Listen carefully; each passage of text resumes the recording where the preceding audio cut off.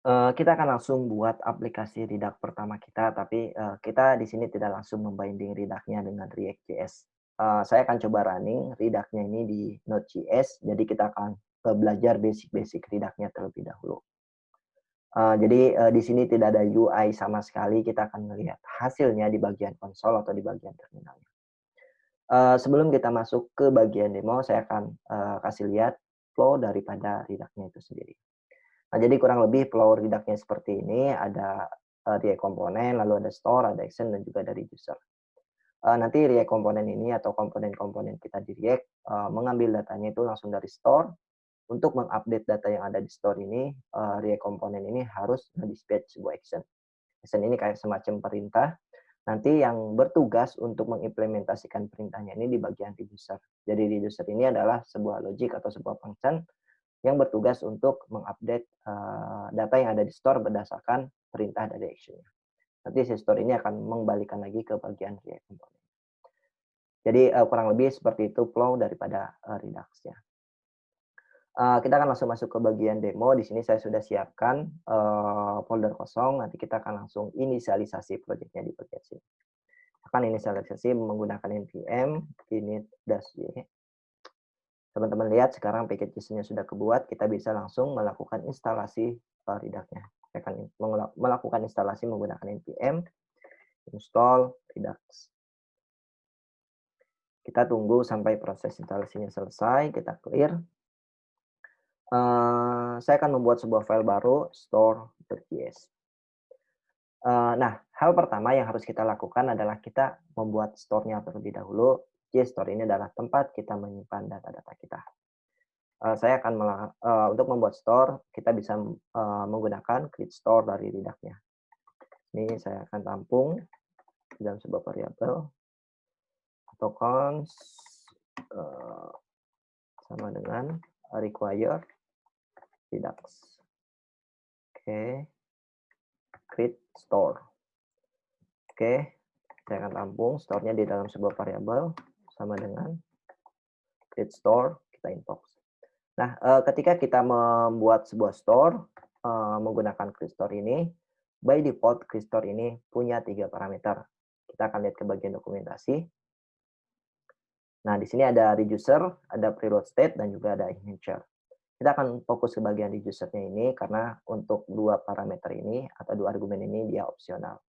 Berarti di sini kita perlu mempassing reducer-nya ke dalam create store ini. Kita belum buat reducer-nya, untuk itu kita akan membuat reducer-nya terlebih dahulu.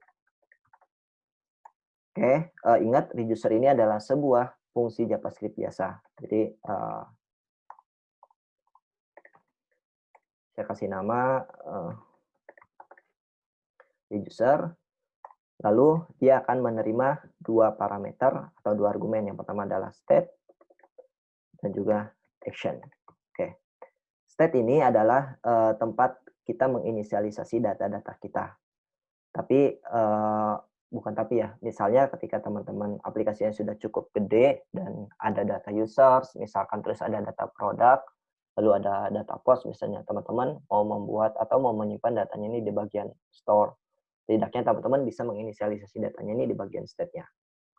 Karena kita mau membuat sebuah aplikasi Redux sederhana, aplikasi, Redux atau aplikasi counter sederhana, maka saya akan inisialisasi datanya atau inisialisasi state-nya ini dengan value-nya adalah nol. Dan action ini seperti yang sudah, saya mention di awal, action ini adalah sebuah perintah untuk, mengupdate, state-nya. Nah, sebelum kita lanjut ke bagian berikutnya, ketika teman-teman mau membuat sebuah, fungsi reducer ini, maka dia harus pure function syaratnya. Pure function. Nah, pure function ini apa? Pure function ini salah satunya adalah dia tidak boleh menerima variabel dari luar.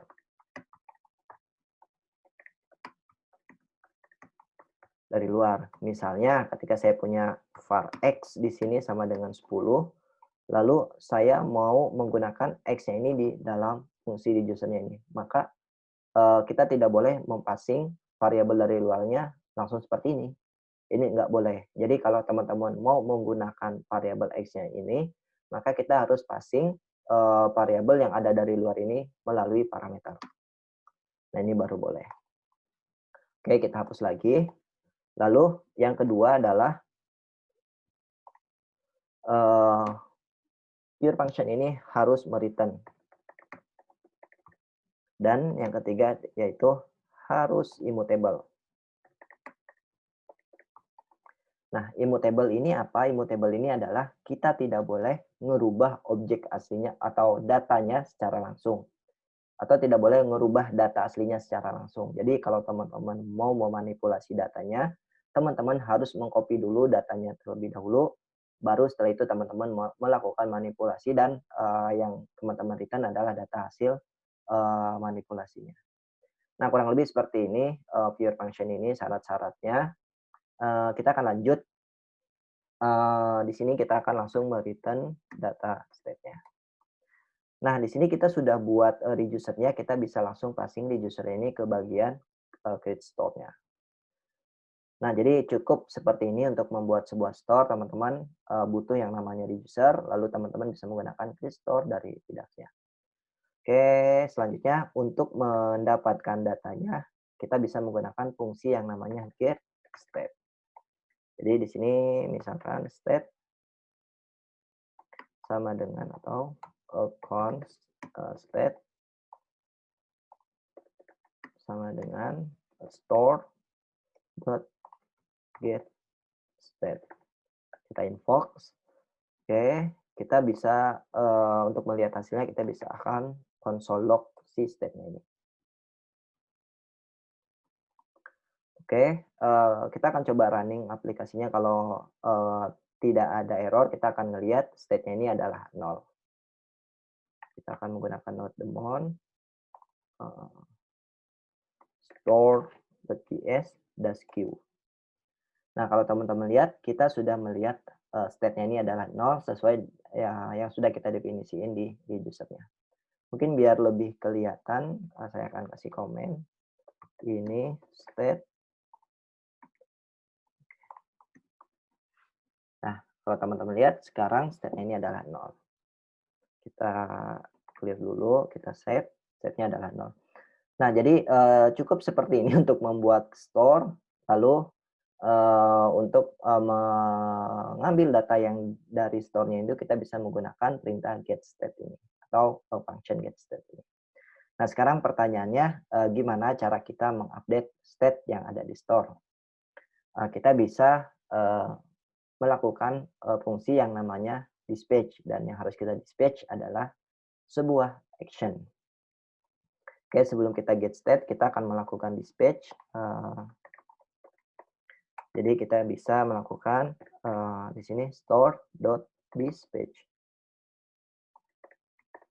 Nah, yang kita dispatch adalah action. Action ini adalah sebuah objek atau pure object. Jadi, dan yang key yang harus ada di dalam objeknya ini adalah type-nya.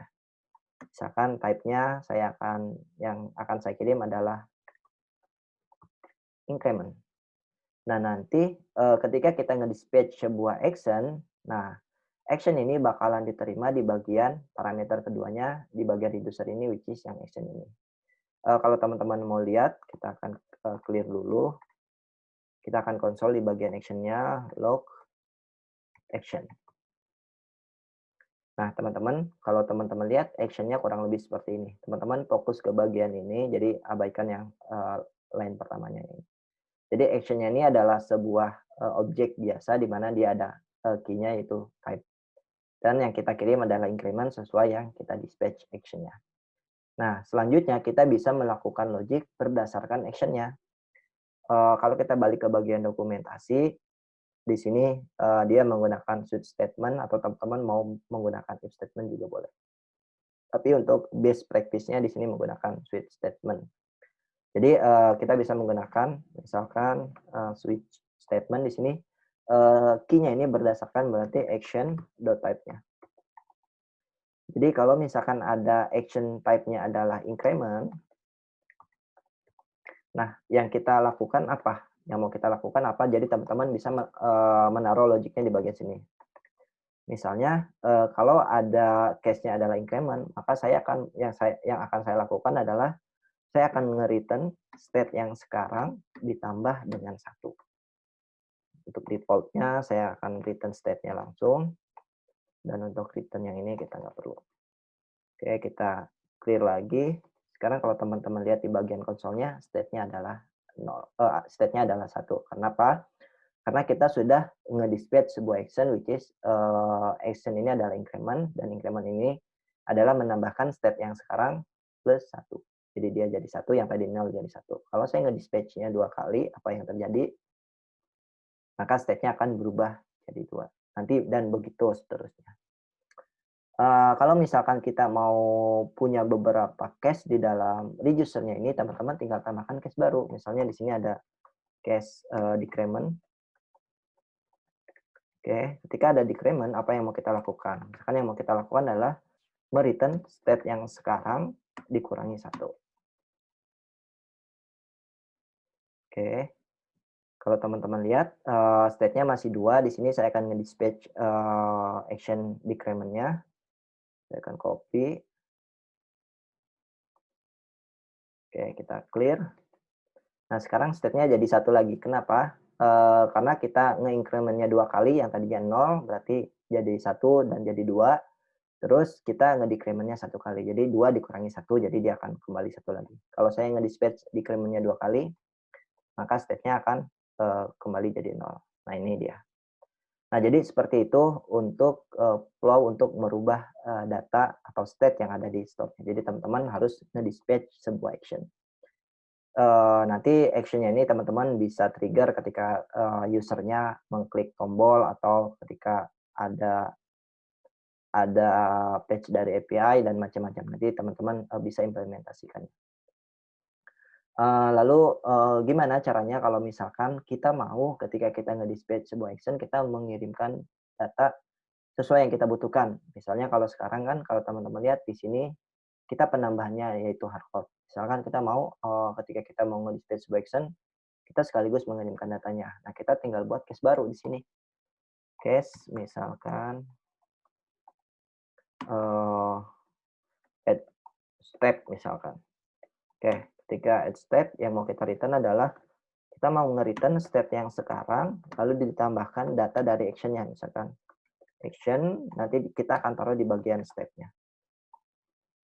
Oke, nah ketika kita nge-dispatch sebuah action, oke, nah action-nya ini sesuai dengan case-nya, which is yang add step ini.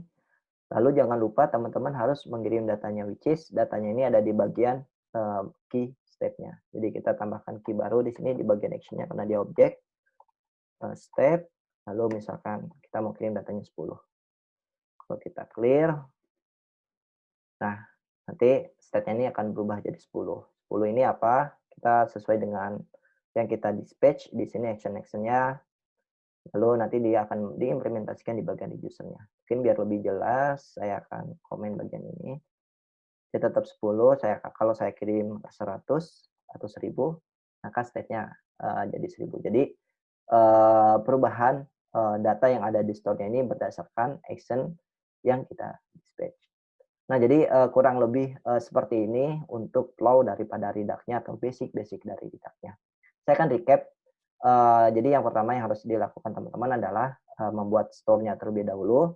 Teman-teman bisa menggunakan create store dari Redux-nya. Nah, create store ini by default dia akan menerima 3 parameter. Yang pertama itu reducer, reload state, dan juga enhancer. Nah, parameter yang wajib ada reducer. Untuk itu kita perlu membuat reducer-nya terlebih dahulu. Di sini reducer ini adalah sebuah JavaScript, fungsi JavaScript biasa, tapi dia syaratnya harus pure function. Pure function ini salah satunya yang tadi tidak boleh menerima variabel dari luar, harus return, dan juga harus immutable. Lalu untuk mengambil data dari store-nya kita bisa menggunakan fungsi yang namanya getState.